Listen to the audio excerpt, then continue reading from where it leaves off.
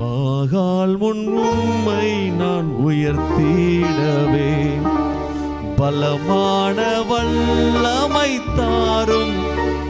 சொல்லுங்க. பாகால் முன் உம்மை நான் உயர்த்திடவே பலமான வல்லமை தாரும் தேவா. சத்துருக்கள் முன் வீழ்ந்திடவே வானத்தின் அக்கினி ஊற்றும் ஐயா.